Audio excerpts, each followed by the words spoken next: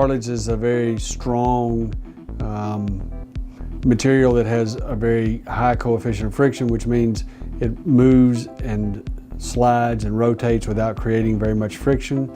So it helps with the movement of the knee, but it also helps with everyday functions like walking, running, jumping.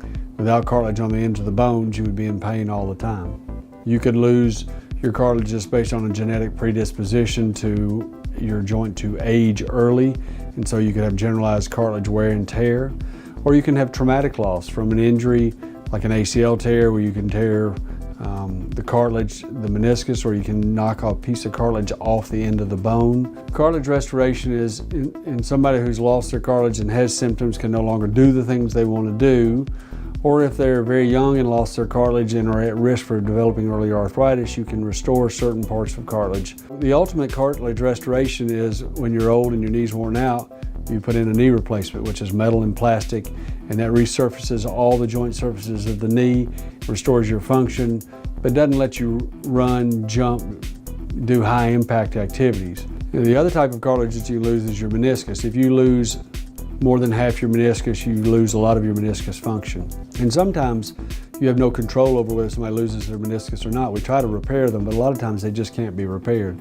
So if you had an ACL reconstruction and you lost your meniscus, and you know you're 17 years old, you're at a high risk for developing arthritis, you can go back in that knee and take a meniscus transplant from somebody who died and donated their structures, just like they donate their heart or their kidneys, and can re-implant that meniscus into the knee. The success rate for meniscus has been about the same. I've been doing them for about 20 years, and the literature reports about 80 to 90% success rate.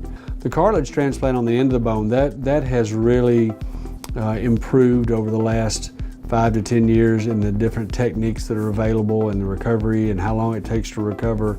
Success rate of those as well as about 80%. As far as getting people back to doing what they're doing, there aren't a lot of studies that show whether it really prevents arthritis on x-ray or not, but as far as how long they last, I think the longevity in my hands has been so far 15 to 20 years with good results.